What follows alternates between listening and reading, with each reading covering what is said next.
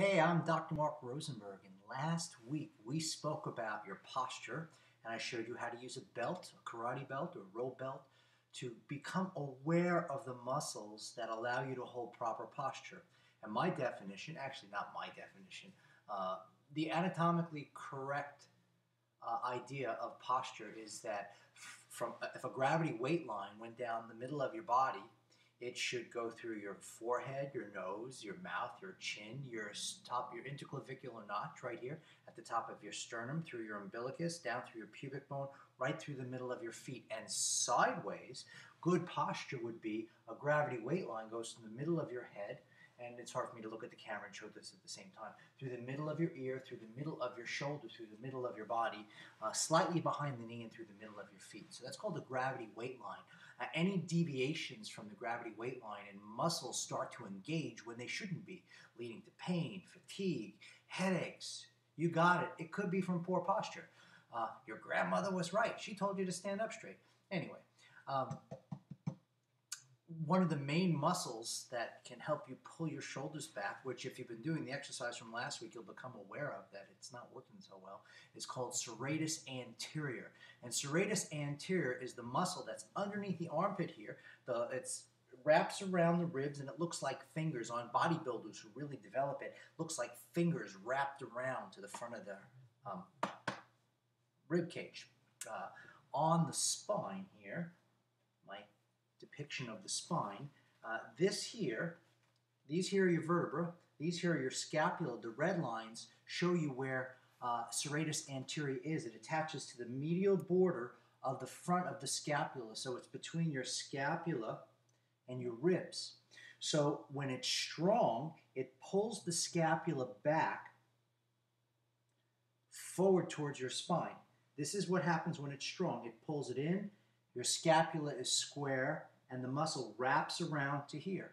When the muscle's weak, the scapula flares out. Now you can, if you go around and watch people, you'll often see scapula popped out in the back, like a corner of it. It shouldn't be. Your scapula should be flat against your spine, against your ribs and your spine. So this is what happens when it's weak. So the scapula, this is looking from the top down, this is looking from behind you. If you look at somebody, a coworker at work, a family member, and the scapula is tilted and the tip is out where you could touch it, that serratus anterior is weak. Now, why is it weak? Most of our other muscles are pretty strong, even if you don't lift weights. Serratus anterior is a muscle used for tearing and ripping. So when you catch the bison, or there'd be deep roots in the field thousands of years ago, you needed to engage serratus anterior to take the innards out of that wild buffalo, or to rip out that deep root which has been in earth for a long time. So it was part of our survival mechanism to have serratus anterior pretty strong. And as time has gone on, you go to the store. I mean, do you actually go to the frozen food section and take a piece of steak and go out of the freezer? I don't think so. I know I don't. So that muscle basically doesn't get used, and as a result, with our habits of looking towards computer screens and our attitudes of curiosity where we always bring our heads forward, ancient man probably had an attitude of curiosity as well, but it was tempered by the fact that we did other things with muscles behind us. So I'm going to show you now how to build up serratus anterior so the scapula doesn't wing, okay, as in this photo here, in this photo, listen to me, drawing. In this drawing here, the scapula is off to the side and winging. This is the proper position, should be here. Why is this safer for primitive man to have, or woman, sorry ladies, to have the scapula in this position? Because if the scapula is close to the spine, a tiger, a bear, take your predator of choice, can't get in there so easy. Okay? Here, there's a big soft spot for that furry creature to bite into your body. Also not a problem in today's society, unless you work at the zoo.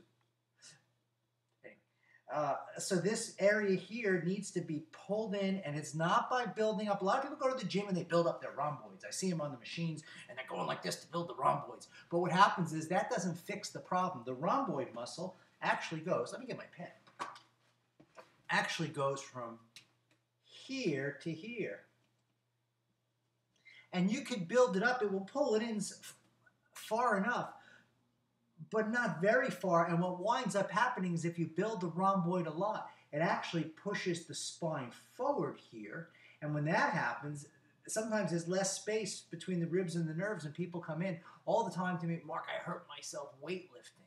My back hurts from weightlifting. Well, they were doing a lot of rhomboid work, and they actually pushed the spine forward a little bit. Not a lot, it's fixable. But what happens is they didn't use the muscles properly to counteract that activity. So now, with no further explanation, I'm going to show you how to do that. Serratus anterior, you use a weight.